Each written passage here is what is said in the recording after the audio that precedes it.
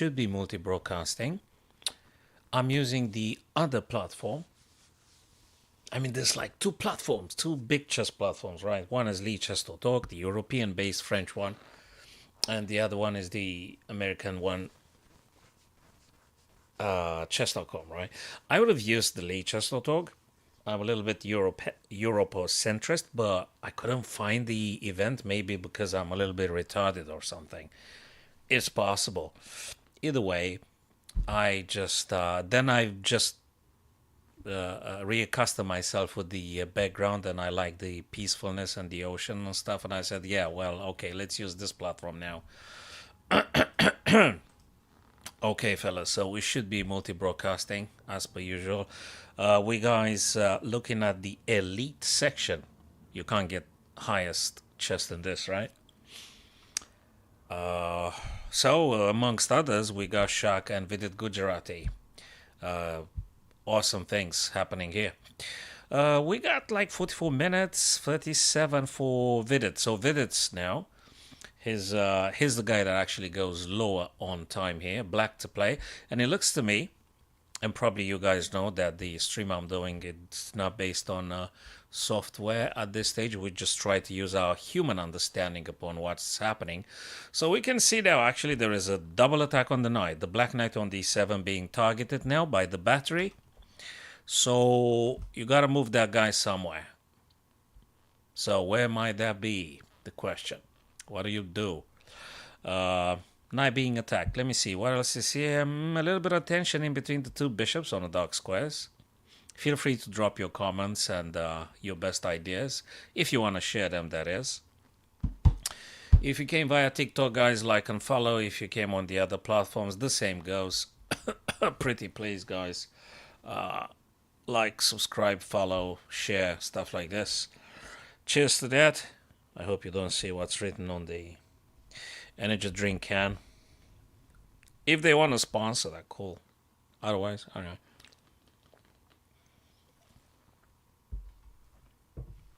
Something with caffeine, so just to get through, getting a little bit of mental clarity and alertness, right? So that's why I'm doing it. So I enjoy being awake. I enjoy having clarity, I think, more than anything. On all aspects, I love clarity, I think, more than anything.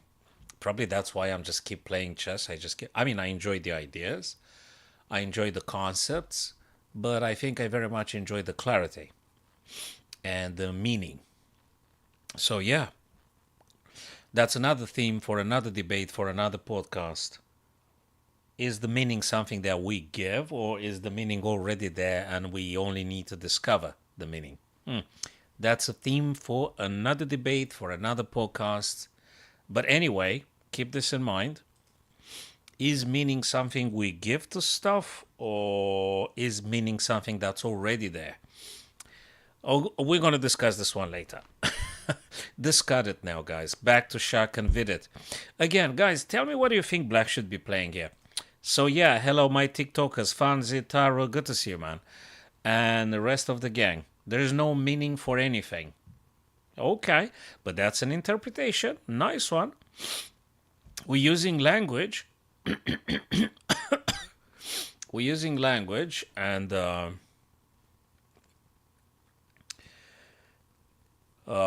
we make a lot of problems just because the language exists. So because the language exists, we turn it into a big problem. A lot of things. So we can introduce this idea too in our discussions. Anyway, I think I'm very interested in this idea and many others. I try to do 2-3 things at once here. So by the way, Taro, if you were Vidit here with the black pieces, how would you deal with the battery threatening the knight now? What would you play? So I guess you have to move the knight. And what can you possibly play apart from knight f6? Just genuine asking.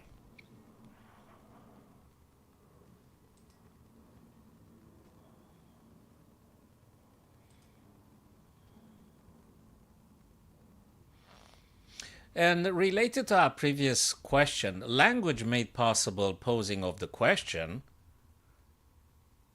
So it's a language issue, right? The question of meaning, it is simply a question pertaining to usage of language.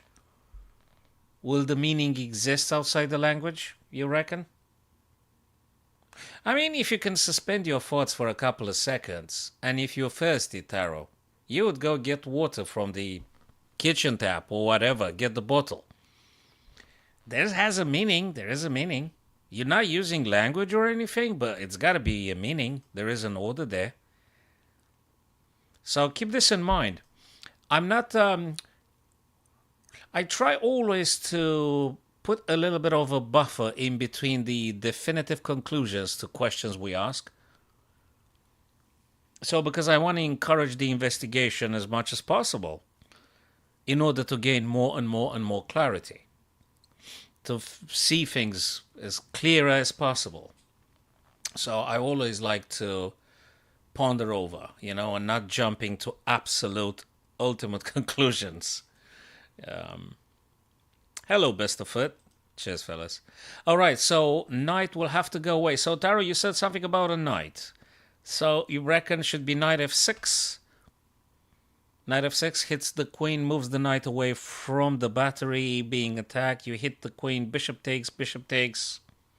I mean, probably. Do you think that actually Vidit actually contemplates here pushing this guy? The pawn, when I say the guy here, I'm talking about a pawn on b3, which is pretty much advanced. Might go b3 to b2, attacking the rook. And then rook has to go. So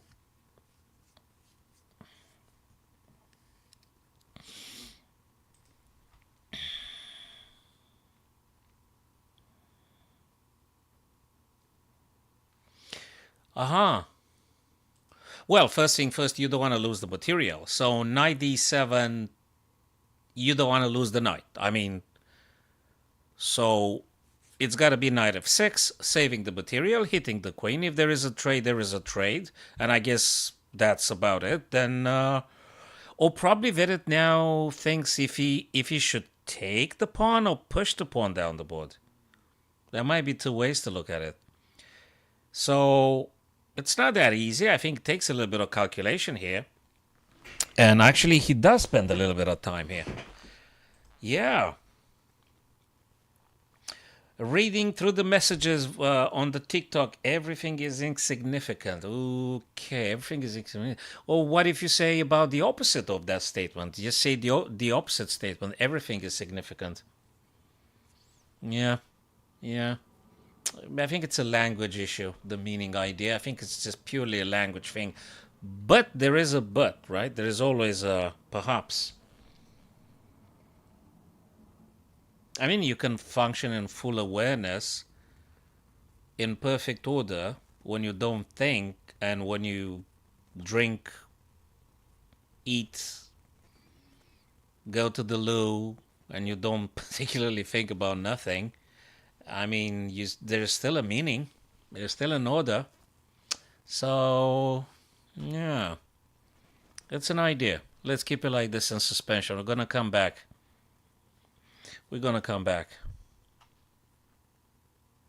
Yeah, let's peruse through the other game now. So that's a nice one. Shall we look Ju Wen Jun? I think the best woman, the best super grandmaster, the best grandmaster from China, woman now playing against Nikita Vityugov, playing for England.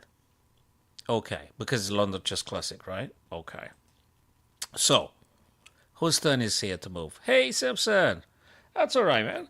Okay, just try and take it slowly now. I'm taking it slowly because I'm not fast. Per my nature, I'm not that fast. So, how else can I take it than just within the limits of my own self? So, I take it step by step. Try to figure out things. And finishing this can.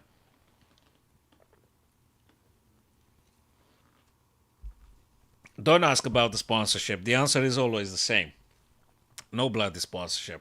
So, I mean, you can ask. It can only be significant. So let me read the last message that Taro had written. It can only be significant if it was universally agreed upon. I'm not sure about that, but I understand probably nothing is universally agreed upon. A little bit of maybe sophistry or something. I'm not sure. I'm not sure. But I think I like to explore a little bit more. All right, I'm going to give it some thought. Do you know, Taro, and I normally try to dissociate from the language pits, the language issues, and if there is maybe another issue outside of the language. If the issue is within the language, caused by the language, maintained by the language, I think it loses a little bit power, right? It's got to be an issue that probably transcends the language. I mean, if you need to drink water, you can put it into words, but if you don't drink water, you're gonna die, right?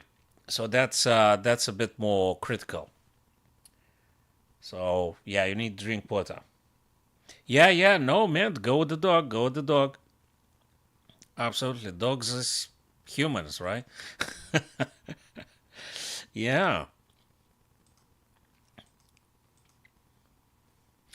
So language tarot, I see the language. Most of the time, I see the language as a tool. I try not to charge the language with something that it's not. I mean, if I may use consonants and vowels, doesn't mean I said something ultimately and absolutely correct. It's just sounds, consonants and vowels. All right. And yeah, if a problem is made problem by the language, I normally leave it to rest within the language. Yeah. All right. Cheers. See you soon. Yep. Okay, we didn't speak at all about the Jew and June and Nikita Vityugov here. What is going on? We got a bishop, we got a queen. Okay, I can see this one. We've got a knight. Can this knight jump around, do something? Well, you can't now because there's two attackers on the square. So the question is, if you manage to... Whose turn is it? Oh, Nikita's turn. Do you think you're going to go for this? I think that forces black to take. Because if black doesn't take... queen is being attacked, right? So I guess you could go this way, knight to d5, then bishop's going to take, then bishop's going to take. And I don't know, is this a draw? So Jew and June, 25-63, Nikita Vityugov, 26. Yeah, fabulous players here. Happy to see clashing here, the guy. Okay. So is white better or black better here? The bishop looks towards the g2. The white bishop looks on the f7, but there is like triple defense there. It should be okay for the time being. Would you perhaps attack the queen if you were white? Because also I'm thinking about this idea as well. But if you attack the queen and queen goes f6, what do you do? Really?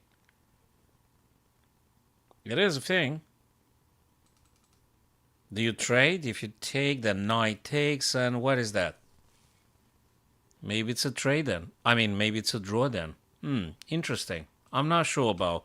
Maybe knight d5, but then you're gonna draw, I guess. 2-3-5, 2-3-5, same number of pawns and things. Let's look at. So we watched Shaq and Vidit. What did he play? Wait a second, guys did something. Yes. Taro, if you're still there, I did say about a b2 or knight f6 as alternatives, and b2 came to be. So Vidit sat down, analyzed, decided b2 is the path. He did push to b2. Rook moved away. And now bishop takes first. And now the question is, do you take the knight or do you take the bishop? He took the knight, attacking the rook with tempo. Probably rook now is going to go what? Rook e7. If you take the bishop, they take the bishop. You know? If you move the bishop to safety, like let's say f5, they might be playing just bishop f6 and that was it. But Shaq didn't just decide yet. So he's still thinking about it. Still thinking about it. Right. What? What are you doing? You want to give me Leffe? No way. Who gonna do the stream? Do you take responsibility for the quality of ideas if I do Leffe instead of you don't want me to do that? I don't think it's very wise. God knows what I'm gonna say or sing or something, so better not. Let's just keep it on the safe side. Let's just stick with the whatever energy drink that is. Okay, so white didn't move, but I think we can actually, guys, conclude here that if white were to take the bishop, then black will take back the white bishop. And probably they're going to do some rook battery here and try to do some c5, making use of the black rook battery. So it could be, that's one way. Or white chooses to save the bishop, and I guess you play bishop f5, and black will do bishop f6, I suppose. Right? You can't do g5 because there is g3. It's just getting funny, way too funny. So if bishop f5, black responds very likely bishop f6. And then what have we got here? 3, 3, 6, and 1 lone right here on b2. 3, 3, 6. I don't know. There's a thorn in the back. Vidit had placed the thorn in Shaq's back, so to speak. Nah, I'm not going to do that, man. I'm not going to do that. Okay. I'm very decent podcaster. I'm not doing this shady stuff. All right. Okay, so bishop f5, bishop f6, and still black needs to decide how to tackle this guy on b2. Probably if you do queen e2, ladies and gents, if white does queen e2, I think we've got double pressure here on b2, and then you just take that guy, and yep, you just do stuff. Is this going to be a draw? I don't know. Shall we look, guys, Shreyas Royal with Andrew Hong. Okay. So that's... Oh, sugar. I just went too far.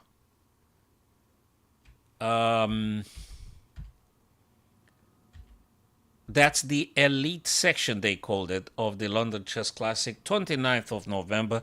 Colleague of mine from Richmond Junior Chess Club works at the London Chess Classic as a referee. I'll ask him if he wants to give us an interview. He's a cool guy, Mr. McKeown. Wishing him all the best. Okay. Rook c1. Knight f8. I think probably Shreyas wants to get this guy probably like this. Do you have a better one? I mean, it could be... I mean, the starting point, if I may say that, the starting point could be probably e6, but then you can decide if you want to go maybe c5. You just imagine all this stuff. What do you think, fellas? Really? Interview would be nice, actually. Okay. We're going to ask him. So, yeah, he's working for the London Chess Classic as a referee as we speak, I think, up to the very end. Yeah. Yeah, we can ask him. Yeah, his work out there. Yeah, we're going to ask what was the most shocking feature of today. He's going to say it was completely uneventful, which I think is the dream stuff for any referee. They don't want too many events. They want it nice and smooth. Okay.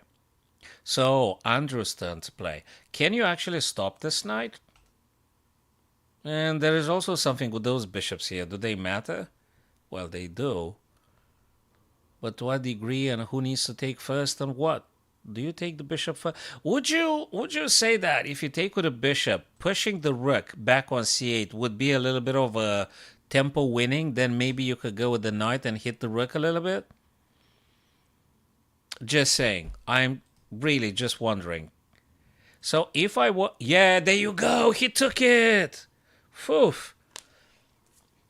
Yes. I think the main idea behind the decision that Andrew Hong took with trading on c8 was to win a bit of tempo, getting the black rook on the c file where nothing too much is happening.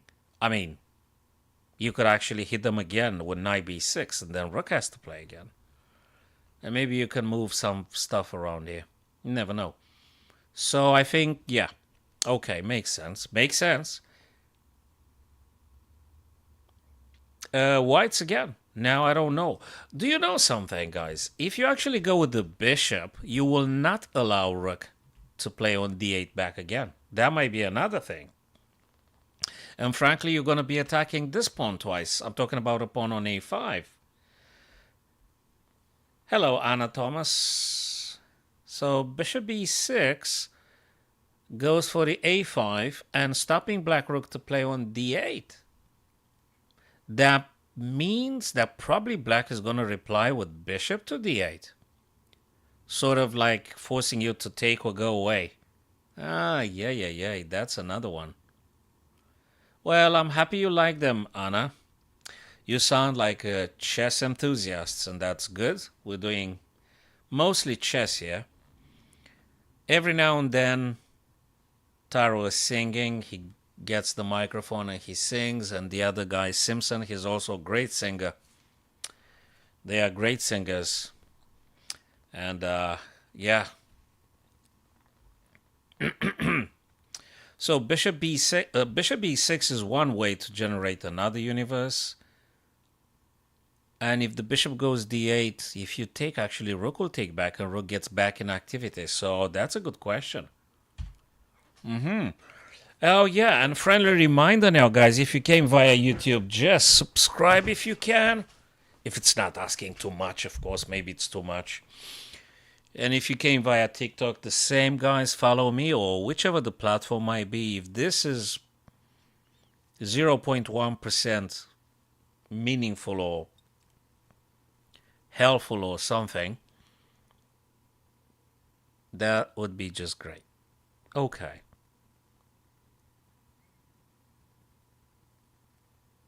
Who's that? Maxim? Maxim. Oh, right. Hey, Maxim, how's it going, man? Yes. Now I think I remember. Good to see you, man. Yeah, good to see you, Maxim. I know I had a replacer today. Let's not get into the big details, but yeah, I appreciate. Yes, I think there was a cover for me today at that particular chess class. I had to deal with something, so sorry, apologies for not being able to attend to. But I'll make it next week, Maxim. I'll definitely make it next week. And we're going to have badges and trophies, golden trophies for you fellas. Yes. Thanks for understanding, Maxim. I hope the replacer was a nice guy. Okay. Just, yeah, tell your parents you're watching the stream. They know, yeah? And don't stay too late. It's 7. Dude, you should go to bed. It's too late now. Look, it's almost midnight. Maxim, get to bed. It's almost midnight. Get to bed. What do you do? Joking, man. Oh, you can stay maybe 15 minutes more. Then I'm going to call your mom. Tell him to get you to bed, man. What are you doing? Okay, cool. Now, Maxine, tell me, what do you think? Would you play bishop b6 or would you go knight b6 here? How would you play?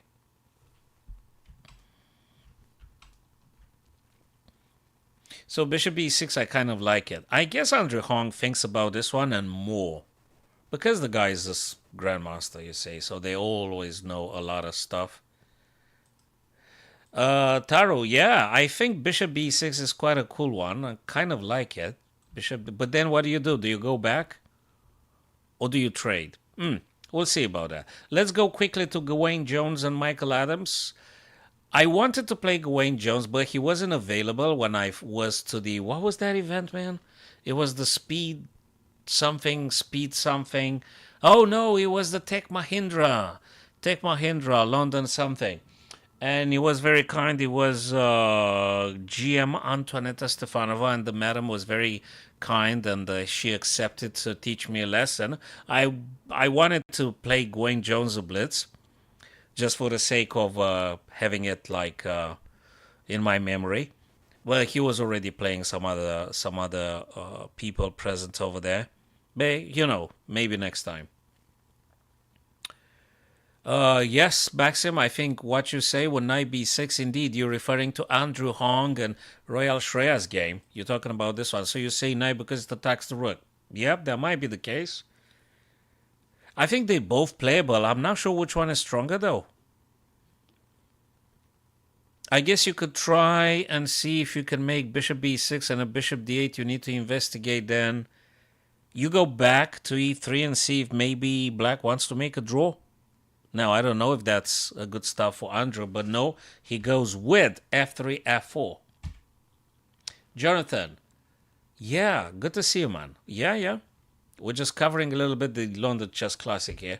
So f4 being played. And tomorrow, I hope, being Saturday, tomorrow I hope I'll be covering at least half of the very live game Dingley Ren Gukesh. By the way, I made a YouTube video about it. I think I put it on TikTok as well. Dude, those guys played with 100% accuracy. At least the software on leechess.org showed me 100% accuracy. I mean, these guys are absolutely machines. That's what I like about the standard chess, so to speak, the classical chess, where people actually sit down and think properly. The accuracy is stunning. Absolutely stunning. And on the chess.com platform, it says 98.8 accuracy, the players. Insane. Absolutely. Crazy accurate. Okay, move played by Gawain Jones. King e1 to g2 protects this guy. Okay, cool. Nice. So, knight is safe. There's a little bit of double pawns. Can Gawain Jones do something about those two pawns? How do you attack him? You can't move here because there is a bishop. Can you make this bishop kind of disappear, or can you trade them somehow? Also, there is knight a5, which I kind of like it. Now, I guess Michael Adams pushed the pawn because this guy was horrible anyway, c6. So he said, just take it if you want to. Do you take or not? Or do you play knight a5 regardless? But why would you play it? Or do you play h3? Bishop takes, king takes? I don't know, maybe. I think for white, from Gawain Jones' point of view, yes, Maxim, that's true. But that's a very good undermining move he played here. What I was trying to think about is that I think for white, it is good that the bishop disappears, the bishop on g4 being traded, because this guy is strong, makes a pin, and it's a very active bishop. So for white, if that bishop were to disappear, would be very good. I'm not sure I would take the pawn just yet. I'm still thinking about h3 idea, or maybe doubling of the rook with something like, I'm not quite sure yet, maybe rook d2. Also, I want to move away from the pin, but I'm not sure where the white rook on d1 should go. I mean, you could go d2, right? I'm not sure. Then if black plays rook a to d8, what do you do then? Then you could just double up, I guess. And they will have to take, and then you take. Okay.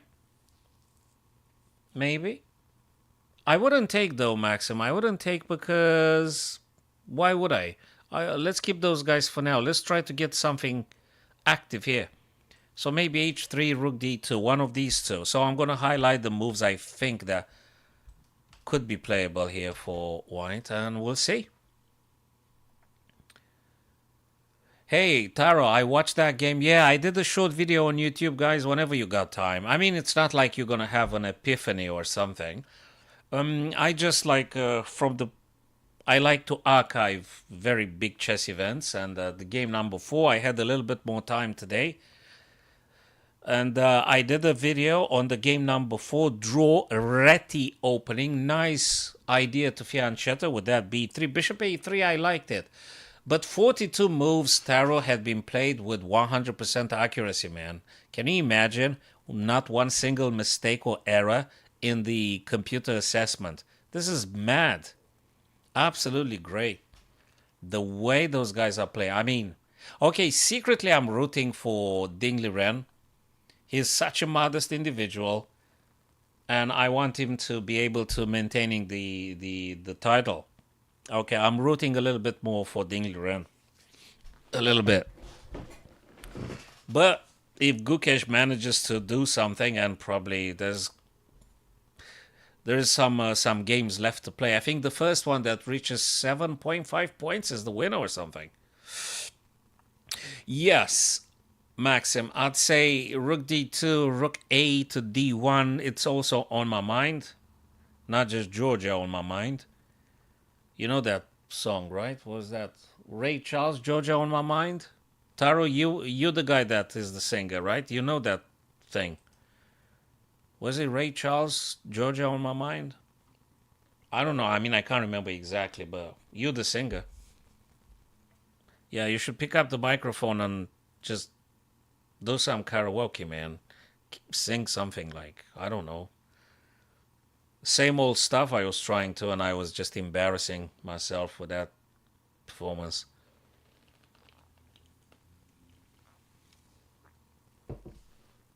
Okay. So yeah, guys, if you would the energy drinks and stuff now it's the Black Friday. I think you may find some offers pretty much everywhere. You might get some half a price for some energy drinks or something. Oh, you openly root for Ding. Okay, I root for Ding secretly, covertly. So you see, there's a difference here. I like that one. So one is openly rooting for Ding. I root for Ding secretly. Yes, Maxim, go to bed. Absolutely, man. It's almost midnight. Go to bed, have your milk and cookies, and that's awesome. And see you next Friday, my friend. Thanks for stopping by. Appreciate. And tell your mom you watched the stream. Good lad. See you Friday with the trophies and the badges. Nice lad. He plays very good chess. He's gonna get only stronger. 46 minutes for Gawain, and Mickey Adams spent some time here, right? So he's got like 13 minutes. I can't see because of the ocean. The ocean covers Mickey Adams' time. I like the background now. I don't want to change it. I like it. It's like I'm in the water now. It's like I feel like a fish now. I see the ocean. I feel like a fish. I feel like the golden fish. Good one. Say hello to mama. Say hello to mama. And yeah, of course, go to bed.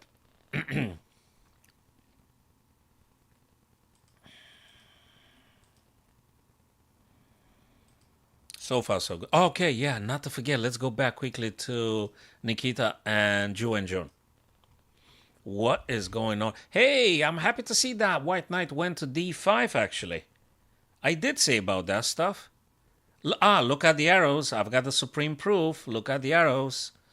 I did say knight d5, and that's exactly what Nikita played. He played knight d5. It does attack the queen with tempo. Forces perhaps black. Well, it doesn't force them, but if black actually chooses to capture the white knight, will give up on a very active bishop. So I think it's a good idea. But she didn't. Ju played queen, challenging the white queen. This lady really, really is very brave and plays very aggressively, and I'm very happy to see that. So, she didn't take. Bishop is very active. She does attack the queen. That's something. Defends f6 twice because of the knight, because of the queen. Very courageously, boldly, she thrust that queen right in the middle on e5 here. Thank you, Maxim. Appreciate, bud. So, okay, what do you do? If you take knight takes, and all of a sudden, double attack on the knight, and very nice central black knight here. So if you capture, obviously knight takes. Yeah, but you still have this check here, don't you? You kind of do. But then king plays g7. What exactly did you do?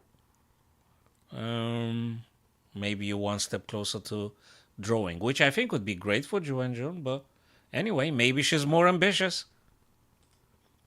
Hey, Shaq drew with Vidit. What? What move was that? Move number what? Move number 30. I wonder if. What if they would have put that condition for the London Chess Classic too, as per the World Chess Championship? No draw earlier than 40 move. What do you think about that one? Hello, Quincy. Yeah. What do you think about move 40?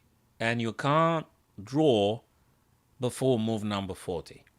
I think that's a good condition. I like see people actually playing, not looking quickly to draw, especially at this high level. But then again, yeah, 5 pawns. There's a little bit of a pawn majority here, but probably it's not going to make big progress. Rook battery, everyone. Yeah. Yeah. Okay. Not too much to do here. Move number 30. Okay. So that's one game that's been drawn, already done. These guys are still battling, so we're going to look at this one. So what did we have? Yes, this bishop took. We did say that. And now f4 played by Andrew Hong. Knight plays d7 here. Sort of stopping any knight b6 or bishop coming to b6. Yes, it was drawish, but the accuracy was insane. The accuracy was 100% as per the Lee Chess software, you know. 42 moves with 100% accuracy is just unbelievable, man. Unbelievable. On the chess.com, it was 98.8 accuracy. It's really what would you? Yeah, exactly. That's what you would expect from these guys at this level. I'm curious about tomorrow. I will really do my best to cover at least part of tomorrow's live game. So, guys, if you're about tomorrow when the next round, I think round number 5 or 4. Oh, blimey. The next round tomorrow, Saturday, so to speak, GMT time. I would try to cover that chess event for me and for my dear friends online. And again, guys, if you came via TikTok, just like and follow, perhaps.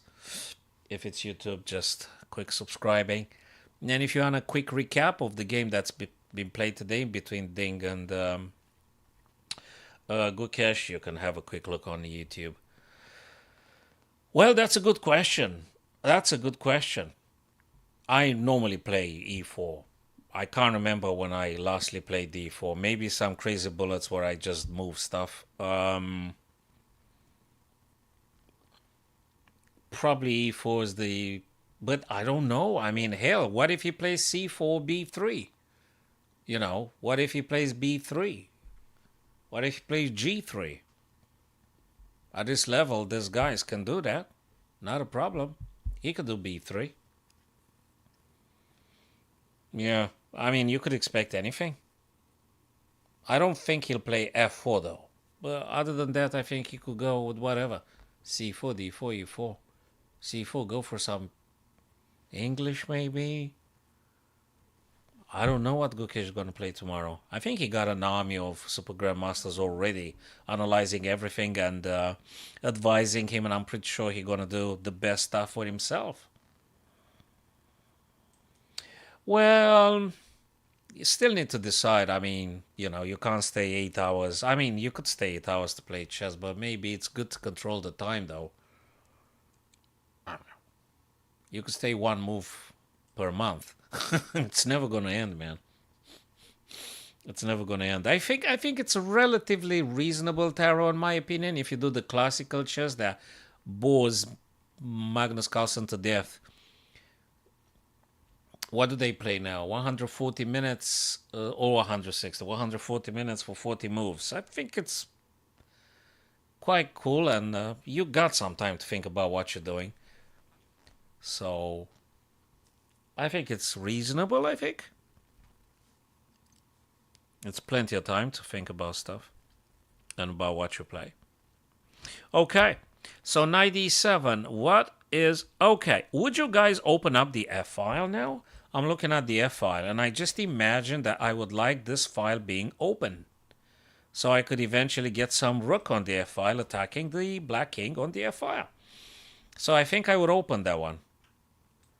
So I would capture. If knight takes, I'll take back. Pawn takes. Okay, fine. This guy is very active left and right. Okay, but also I have the F. Does that mean something? Also, I have the bishop very strong too. So I think I would just capture on e5. What do you think about this idea? Jonathan and Taro, Quincy, Sebastian, Naima. What do you think about this going, guys? Hey, rook hf1, exactly in the same spirit of the plan we said. He didn't open up first. He played rook h to f first, announcing possibly opening up the f. And now, question is what Shreyas going to do? What Shreyas going to play? I don't know. Would you take? What do you play? Can you play a waiting move? And what kind of waiting move would that be? Would you move the king? I know it sounds crazy, super crazy. Would you play king to e? Just see if white wants to push f5 and then you go back? I mean, just asking. Can you play king e6 here with black? Or is it just completely ridiculous? I mean, you don't want to stay on the f, right? And I feel like you shouldn't be taking on f4. I mean, would you take on f4? Chess ain't easy, right? I don't know. What do you think, guys? What do you think, guys? Would you take Taro? Would you take on f4, or would you play king e6, or would you just ignore it? What do you think, guys?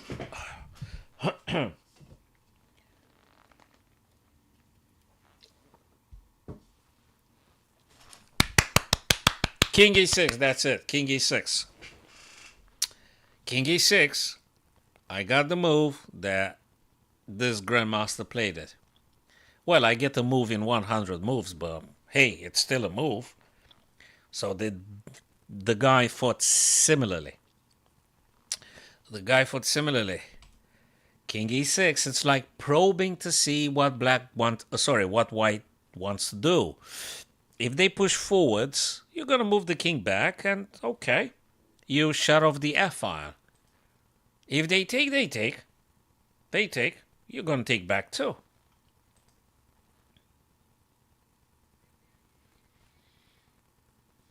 Yep. And now let's see what Andrew gonna cook here. I don't know. I still feel quite attracted by this idea to take though. I mean, you open up the F. You have to open up the F. Your bishop would be super happy. Well, super happy. It's an active bishop. I mean, open up the other diagonal as well. So I don't think it's bad if you take. If knight takes, take straight away. And I don't know, is that a draw? If the knights disappear, and if black plays bishop b4, I don't know, they could go back and forth. Probably, I don't know, is that a draw? Let's look at the pawns, how they position. I'm looking at the black pawns. Those guys are on dark squares, right? So these are legitimate now targets for the bishop on e3. Long term, I mean. And white pawns, how many white pawns are on dark squares? Let's count them. 1, 2, 3, 4. Okay, 4 white pawns on dark squares. So I think that's how I look at it. Jonathan, thanks, man. Sugar, dude, you gotta look after your health. Do your best, man. Do your best. And hopefully I'm gonna see you tomorrow, Jonathan. Get some rest, man. Get some rest, get some teas, relax if you can. Take care of yourself. Hopefully I'm going to see you soon. And maybe you're going to feel better. Good to see you, my friend. Okay, so 4 white pawns on dark squares, attackable by the bishop. 4 black pawns on. Okay. Okay, so if knights are being traded, probably gonna get drawish. Drawishy, maybe. What's going on here? Mickey Adams with 8 minutes 50. And Gawain Jones with 41. He was destroying everybody in the audience with that blitzers. I was playing next to him with the former World Chess Champion woman, the Grandmaster Antoaneta Stefanova, and Gawain was right next to us. I would have liked to play him, but some pesky kids just got in front of me. Some kids got in front of me, and I couldn't do nothing. But it's good for them anyway. It's good for those little guys anyway. Okay. Mickey Adams plays now. Hey, what's going on here? Oh, separated pawns, 2 pawn islands, but they are, look at this, separated. Ooh, isolated, I think we say. Isolated black pawns. Do you know what that means, guys? I think, but you know better than me. White can attack those guys with the rooks. Rook AC1 could be one idea. Or maybe attempting to doubling already. So what I want to convey here is that when the pawns are isolated, they are more difficult to be defended. So for Mickey Adams, I think it might be a little bit of an issue, those A7, respectively C6 isolated black pawns. And if I were Gawain Jones, I think the plan is simpler being white here. You just go for the weaknesses. You manage to create a weakness, or your opponent unaware created a weakness, isolated pawns, go for them. Attack those pawns. What would you think, guys?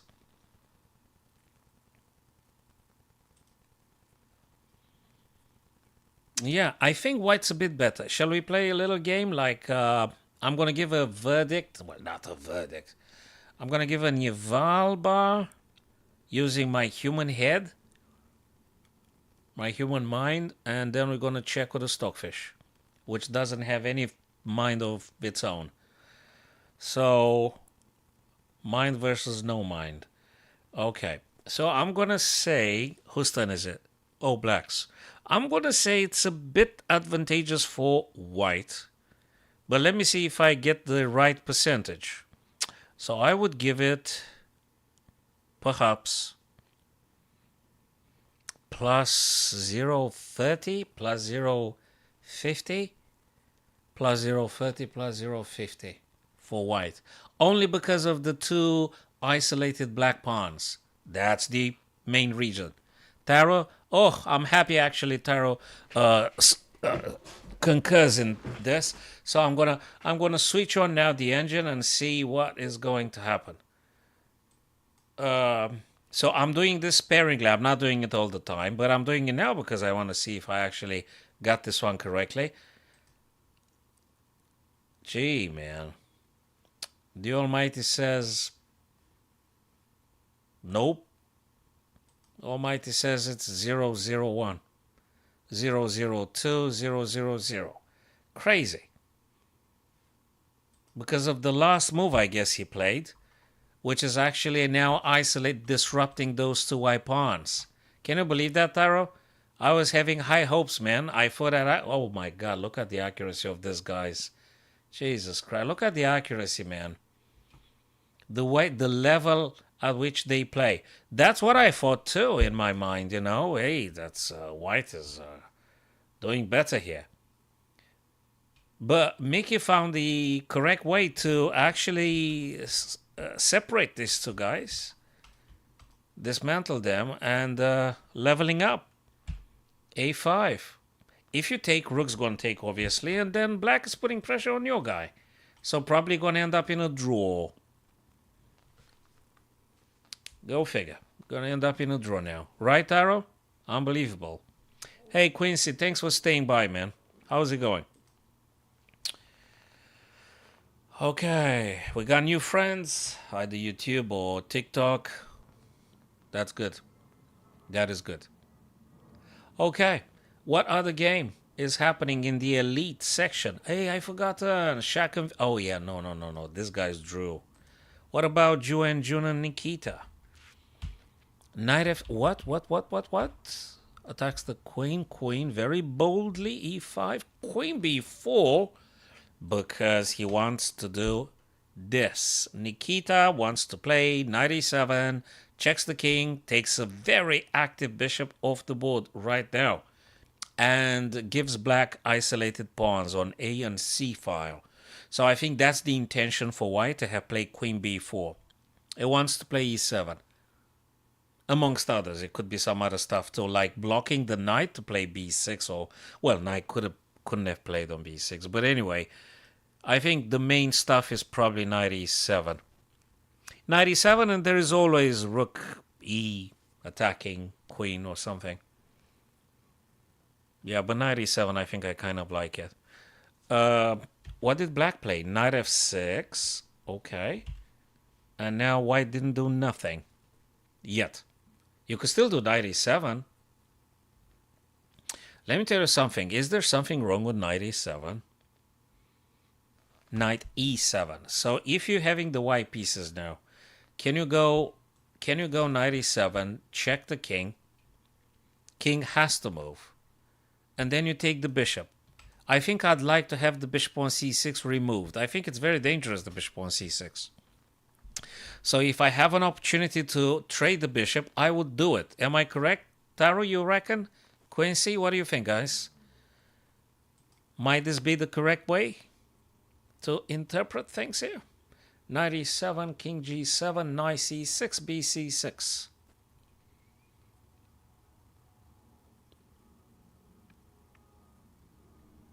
I think so.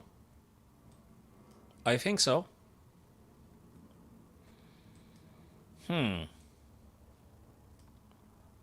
think I would play that.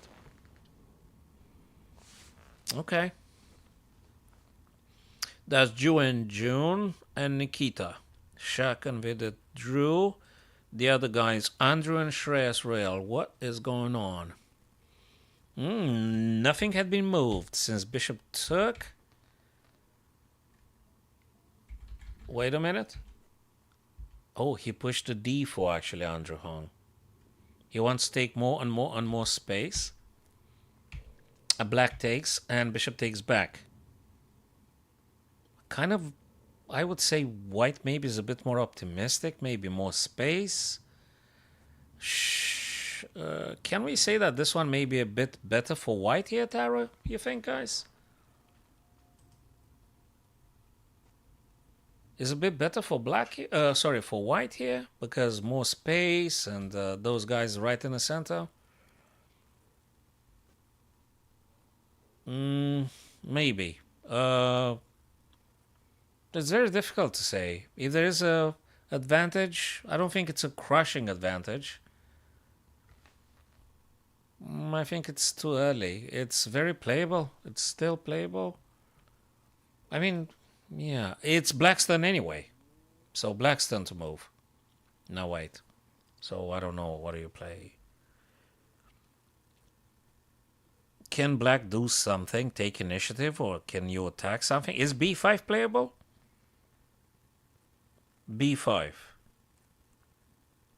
And let's say you're not going to play f5 checking the king, although you could. But let's say b5 and you take and then they take. Okay, you're going to move knight to safety, whatever safety means. Maybe knight e3. Then rook takes, rook takes. Maybe b5 is a way to play here, having the black pieces. Right, Taro? Jonathan has left. That's okay. We got Quincy and Adi here via TikTok. Good to see you again, Adi. Yeah, b5. b5. Yes. Whew. The second move I managed to anticipate. Yes, b5. I was thinking, what the heck can black play, actually? I mean, apart from just waiting to getting completely grilled, you want to try do something. And b5, I think, will result in a rook trade, which kind of good for black, because you don't want white to be reigning supreme, so to speak, here with the both rooks. So now you got to decide. You move the knight or you go with the check, or I don't know what you do. Unless you come up with a completely crazy idea, which I don't think it's possible. I don't think it's possible here. So if white takes now, f5 is just a buffer. You could play this one later. I'm not sure you even want to do it because if you when you play when you play f5, you sort of give up on the e5 square. So potentially black might be able to take advantage at some point. So I'd say you could play this one or maybe not, just pause it. But definitely now you either move the knight or you take. If you take, black takes, you must move the knight. And when you move the knight, black either doubles the rooks or they start to trade and then you take back. Probably they double the rooks. Then rook takes, rook takes. I think better for black. And then there is some pawn majority for black on the queen side, right? There is a little bit of pawn majority for black here. So maybe that's how it works. Maybe. Okay. Oh, I think so. Makes a lot of sense. If you guys see things differently or you had some other ideas, you guys feel free to express them. I'm happy to looking at them.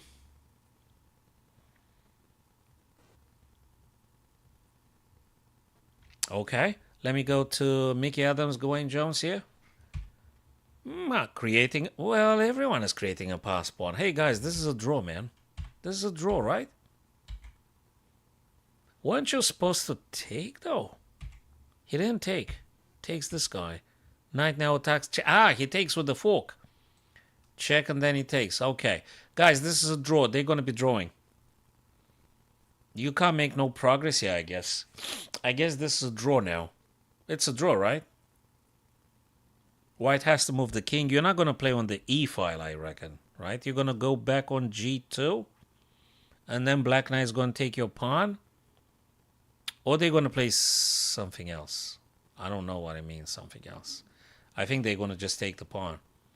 And probably they're going to shake hands. Probably it's a draw. This one, did they move? No. 97 is my first thought and my last thought. 97. Okay. Andrew Shreyas again. Oh, he actually did do the check. I did mention it, but I didn't like it very much. So he pushed the pawn with tempo, pushing the king back. Okay.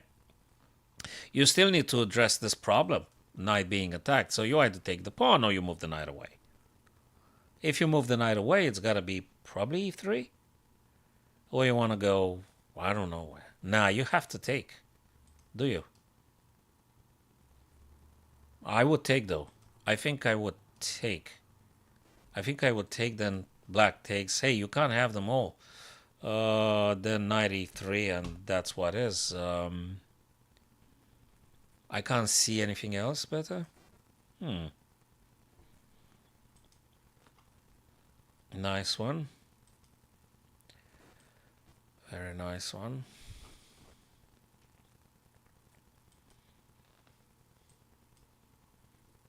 I hope I put a chess.com in the title. I don't want to mix up the platforms. Whoa, what happened here?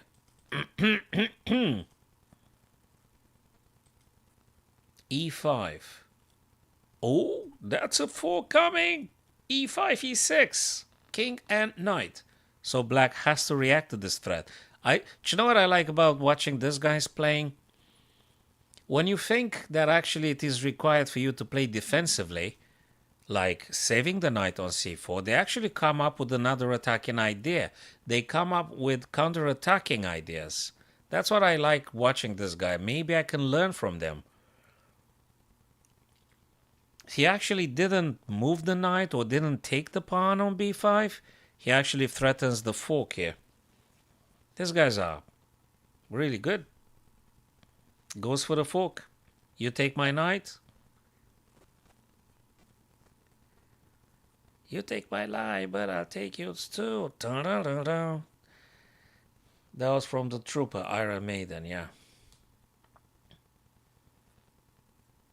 I don't think I can sing like Bruce Dickinson. No chance, man. I mean, I could try, but it's ridiculous. Okay, so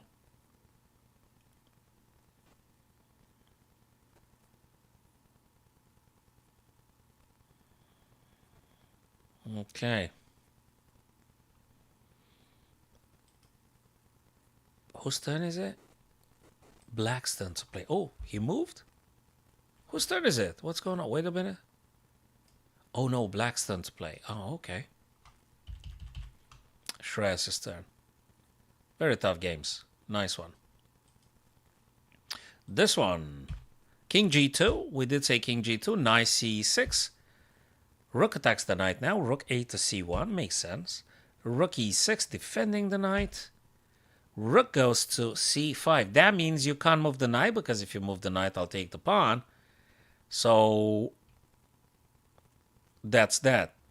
A little bit. Okay, so he goes for... Oh, my lord, look at this.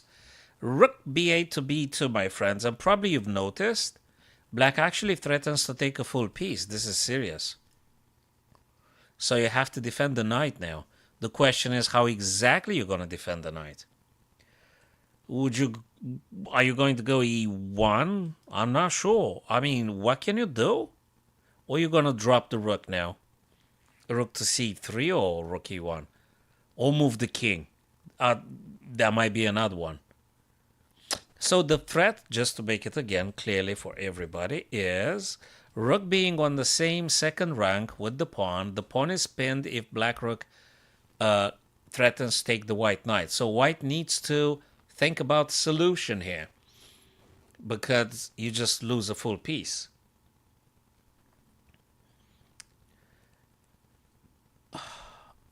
Let me read some of the TikTok messages. You check a knight, take a rook.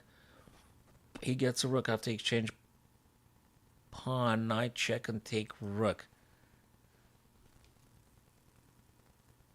I think you're talking about the previous position, right?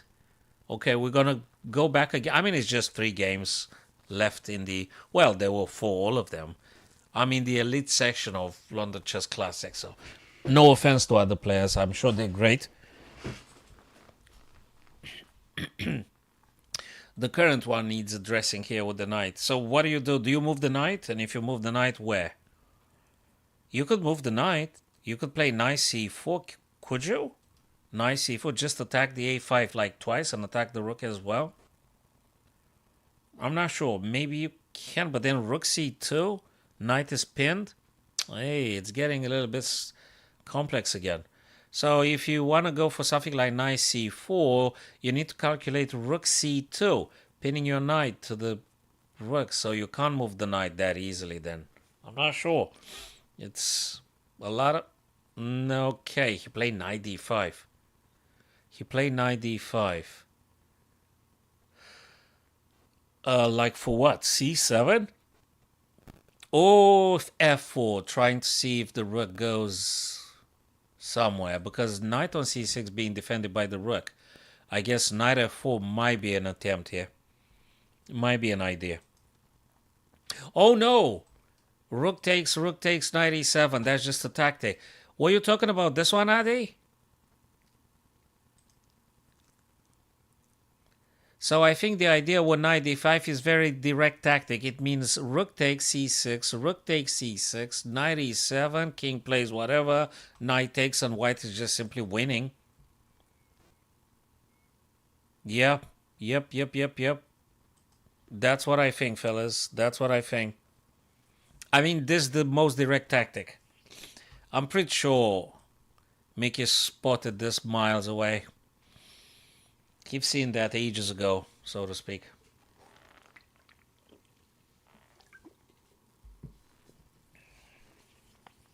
It's gotta be this. And now, what do you play with black? Probably move the king? Really? If you move the king on the h file, f7 becomes a bit of a liability. If you move the king towards the e file, you might be sort of back rank checked. You got to be very careful. You have to be very careful due to the two white rooks coming or moving up the board as you look at the board now. So you got to be reacting to this right now. You need to have a response. Rook c6, rook c6, knight e7. You mustn't allow this to happen. So yeah, absolutely.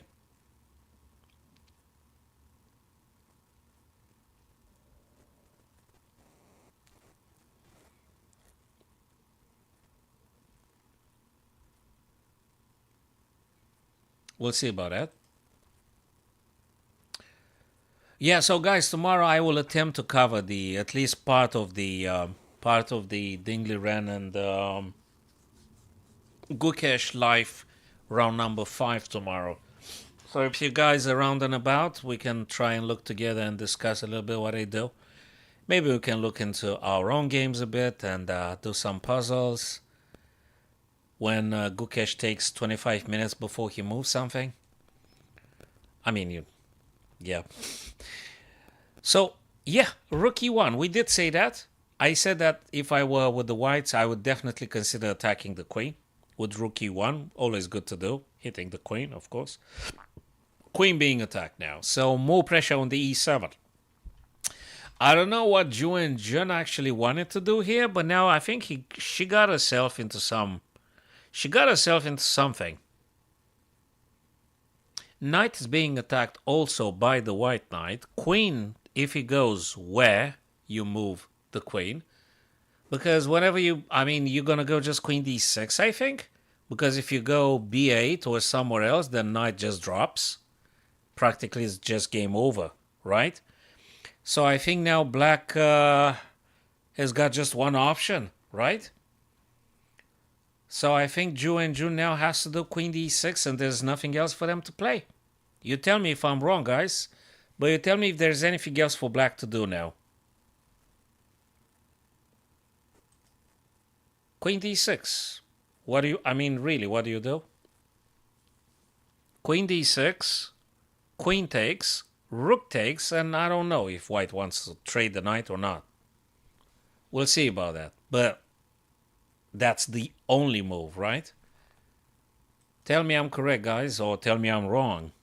Yeah, queen d6 all day. Or half a day.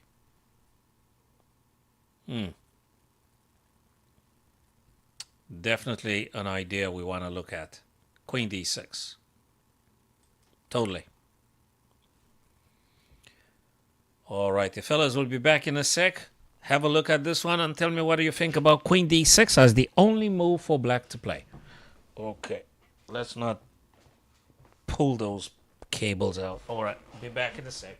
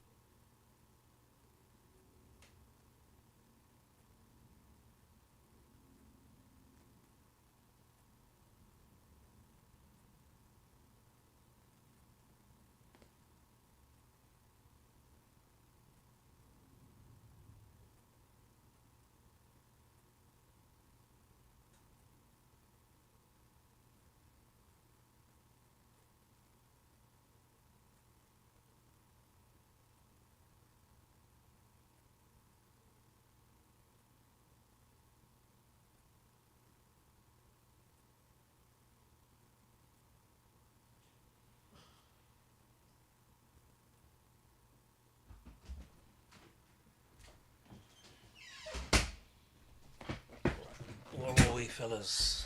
Alright, back to the things. Okay, let's see what Ju and Jun decided to play.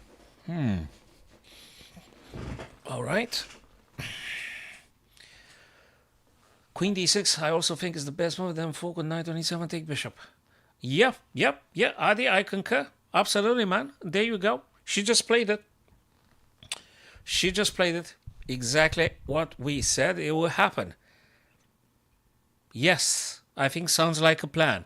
And if I may add, I think after the knight e7, king moves, knight takes c6, white is having a better position because of the two isolated pawn. Very well, Simpson. Doggy happy now, and all is good. So, yes, Adi. Queen takes, rook captures, knight e7, king is forced to play, and then knight takes c6. But, mind you, rook takes c6, not the pawn. I wouldn't imagine Ju and Jun would take back with the pawn. She would take back with the rook, Adi. Queen g5, queen g5, queen g5, queen g5. Oh, well, you're talking about another game, right? You're talking about the Gawain Joe Speaky Adams queen. What? They don't have. Oh, this one. What? Queen g5. What? Maybe I misread it or something. Okay, that's all right. That's okay. Hey, a little bit along the lines we discussed, fellas. We did have knight e7 though, which is a check. You don't negotiate with that. And now question is, oh, that's very creative way from Nikita. Do you think he actually going to play queen c3?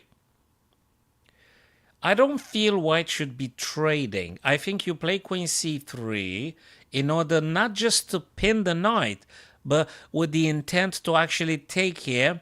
And when the queen takes, you actually take again and do give black double pawns on A and C. That's what I think the philosophy behind it. I think this guy, Nikita, now I'm going to see if that's true or not. I think for white, you could go queen c3. You make a pin. Always good to make pins.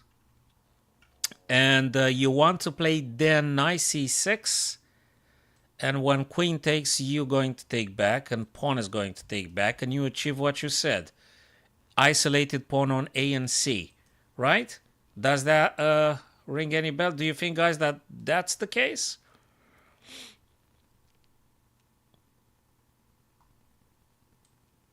I'm curious to see what Nikita decides to do. Probably, I'm really looking at queen c3 now.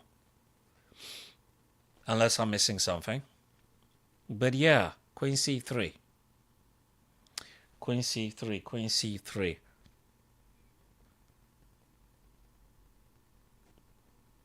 Because if you do now queen takes d6, if you play queen d6, rook d6, knight c6, rook takes c6. So you really didn't do nothing, so to speak.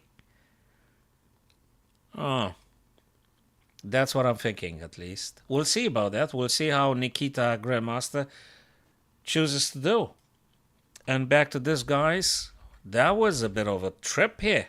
Last time it was like this. Then, pawn took the knight, fork, pawn takes, king takes. Rook captures on c4. That's a little bit more lively game. Ooh, discover check coming. King has to move. It must. I would just go almost automatically for bishop e3, bishop f4. I think I'd go automatically, but I'm missing something here. Of course I'm missing something. What an idiot I am. If we do bishop e3, there is a problem with rook takes b2. So you can't just do bishop e3 now, right?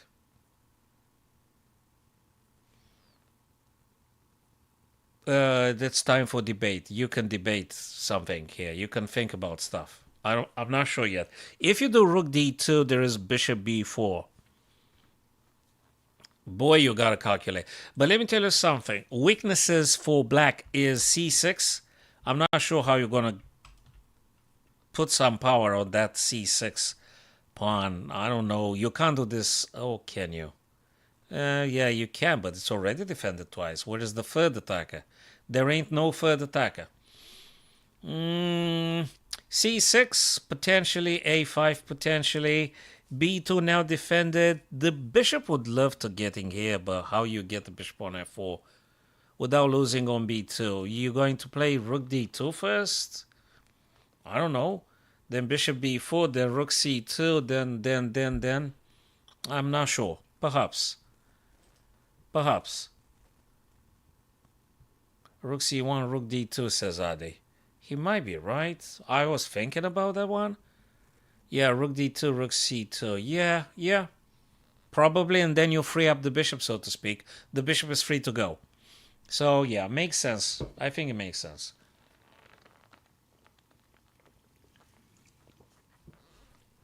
I think so. You guys see a lot of good things, so I'm happy. And going jumps Mickey Adams. What does this guy do? Check. King moves away. Hey, they had a very funny position here. He played knight. Knight plays b4. Okay. Knight f4 attacking rook. Rook goes to safety. Check back rank. And rook d7 for the f7 weakness. And white's turn to play. What is going on here? Oh, I know. Actually, wait a minute. Something's funny here. Because if the rook takes on f7, I think Mickey wanted to say he want to go this way, right? For f2. But then I'm playing the knight. White being. And I don't know, where do you go? h5 or something. And the rook then defends here twice. What do you do with the battery? I think this is what Adi talked about, right, Adi? Or I don't know.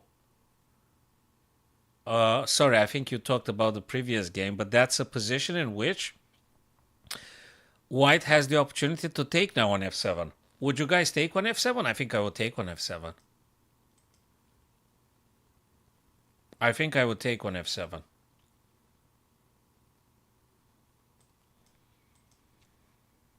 Rook takes f7, rook takes f7, rook c2, then play knight somewhere. Knight to h5, and that's quite a lot of pressure on g7. But then king, my lord, king can attack both pieces at once. Oh, this is crazy. Rook takes f7, rook d2. Where do you go with the knight? Wait a minute, knight can go e6 as well. Actually, I think I like it. Again, rook f7, rook c2, and then you're going to play knight e6. The rook on f2, the rook on f7 defends on f2. Knight on e6 attacks g7 twice, rook and knight together. And I think white is kind of winning. Or is it just...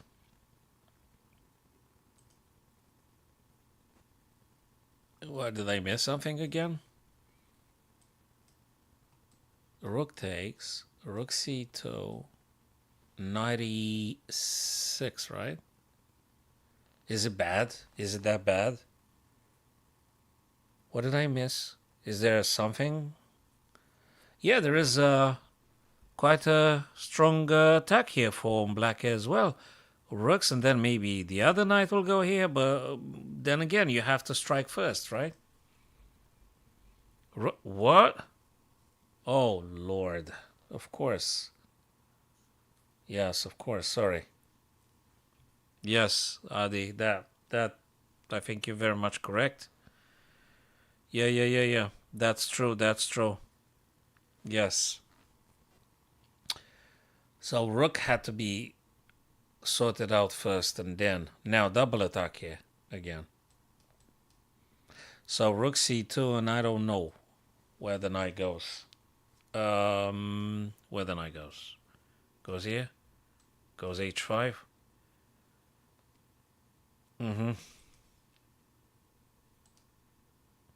What is he gonna play? Rook f6. Rook f6 defends. No, you can't do rook f6. It's a disaster. White attacks twice on f7. You can't play rook f6. I don't know. It doesn't look good, rook f6. Can if pawn be saved by black? It's just getting somewhere.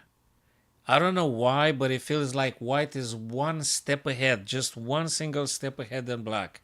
Can we give a little bit of a plus here for white? Shall we try again and see if the software agrees? I think it's a plus. Plus what? Plus 0.80 or something?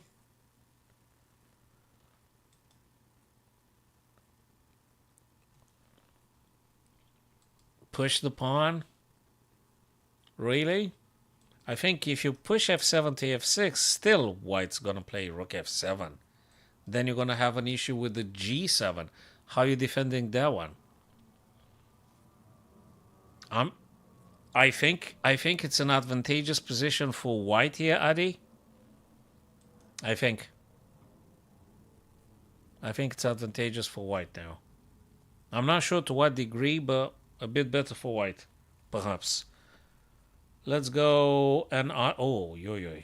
Let me go again. Let's go for the engine now and ask it. Not only the active games, dude. Where's the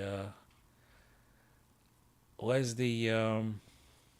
did we say, man? Where's that thing with the standing recent games? What's that thing with the engine? I don't know. Where is it? Ah, here it is. Oh my lord, that's quite a lot of. Yeah, he played rook f6, but it hurts him. Yeah, white is more advantageous. Okay, we got just one correct. Yes, rook f6 does something, but it doesn't do too much. Black's getting roasted here. Yeah, black's losing. Yes, Adi. Black is gone. Yeah, it's one step ahead, white here. You can't really stop anything about ef7. I think white's going to take back with what? Rook f8 takes f7. You have no good move now. Everything, yeah, black is lost at this stage. Yes, Adi. I think Becky Adams kind of lost this game. Move number 40. Yeah, and the f7 is disappearing now. Yeah, Gawain Jones is winning this with whites. Yep, absolutely. Briefly going back to Ju and June and Nikita. What did the guys do?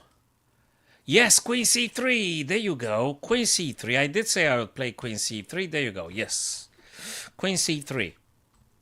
Yeah. Queen c3. Exactly right. So Nikita's plan was pretty much like myself. Wanted to try and isolate the pawn on c6 and the pawn on the a file. So happy to see that came to fruition. So would you still take on c6? I think I would. Yeah, there is some rook d2 coming.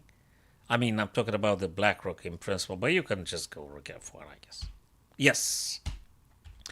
Yes, white took on c6. Adi, my friends, whoever's left. Yep, that was the whole plan. That's what I said I would do if I were white. I would play queen c3, then I would take on c6, and black has to take back. Yes. The whole plan for white to hope for winning, to play for winning, is to give black isolated pawns on a6 and c6. And he just did that. He just did that. Isolated pawns. So those guys are now targets. Again, if there is any rook d2, I don't think it's that much of a problem, right? You could go, what, rook f or something? Maybe there's something better. Yeah, this guy also, it's a bit threatened, but maybe after all, after rook d2, you know something? Can you play queen g3? Queen takes, pawn takes, but then rook takes here. Yeah, I don't know. Maybe. Yeah, that requires a little bit of planning. 8 minutes 22. Not that much time left, though. But anyway. Pawn g2, attacking queen with tempo. Yes, Adi, I think you're correct. Yes. g2 to g3, attacking queen, defending h4. Yep. Makes sense. Absolutely makes sense. Just in the future perspective, I'm looking at some rook here. I'd like to put one white rook over there. I think c6 and a6, you could attack him. But I like this thing. Yeah, G3 first thing first. Defend H4, attack the queen, create a little bit of space for the king to move. If yes, exactly. That is the he's the dude. He got it. Yes, G3 defends H4, attacks the queen.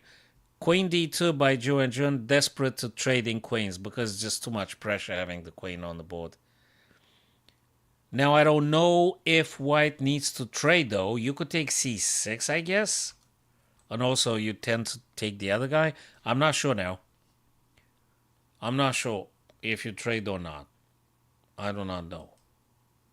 You need to sit down and think, which probably they just do that right now.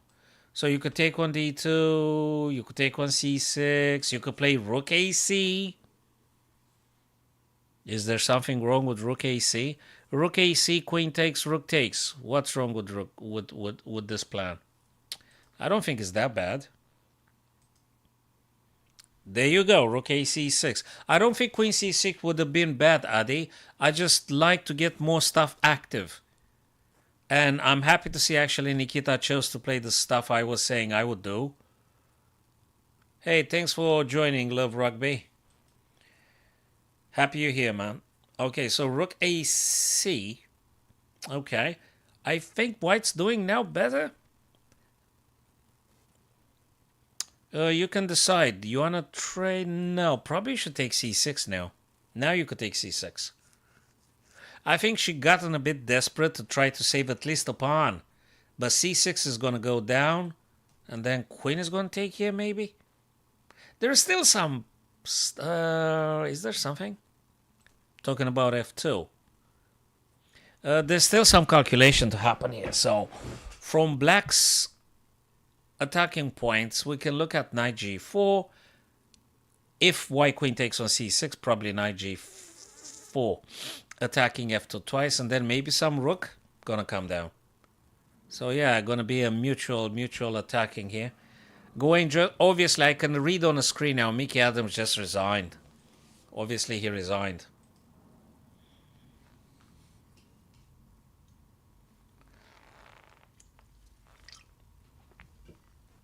Totally.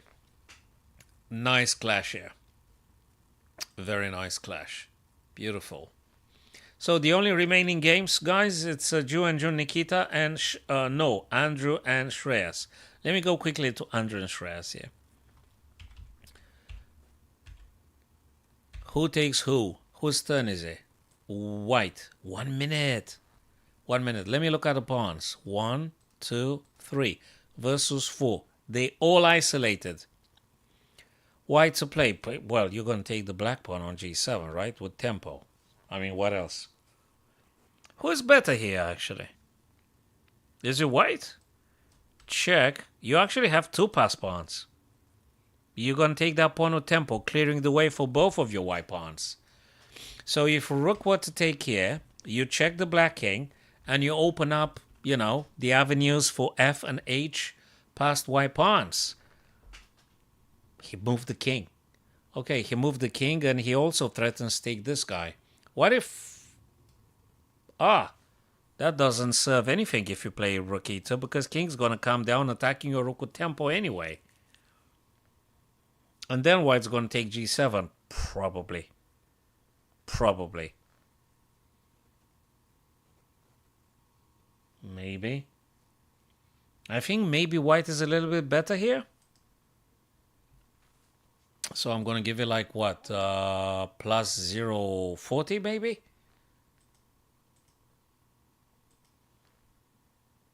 I think I was too optimistic. Plus 0.11. Dude, there is only one correct move. Rook E2, which I did say that it might happen. Anything else is losing. And now, of course, King F3. I did say that. Now Rook has to go to safety. Okay, game probably draw in perspective. Okay, quite a couple of moves had been properly anticipated. I mean, makes sense. But actually, it struck me because it was the only correct move for black. Okay, because now the rook actually defends this guy. But white's going to take with a little bit of advantage taking here. And because these are humans, anyone can blunder. Anyone can blunder. Yep. Thank you, Adi, for your feedback, man. I absolutely appreciate. Adi probably is one of the most clearest, is the clearest individuals. He sees a lot of stuff. I'm grateful I got this audience. People see things.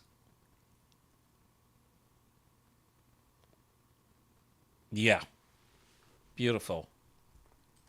Absolutely great. Yeah, just reminding you guys, tomorrow I really do want to cover at least part of the live game in between Dingleran and Gukesh Domaraja. So if you're around, you can tune in and we can discuss it together.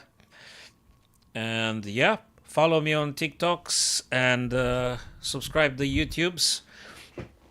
I hope now, guys, you're going to be cool if we taking a pause, a break, guys, until tomorrow morning. And I want to thank you for you being here this evening or morning, depends where you are. And take care of yourselves, guys. Be good and be wise. And see you shortly tomorrow morning. Take care.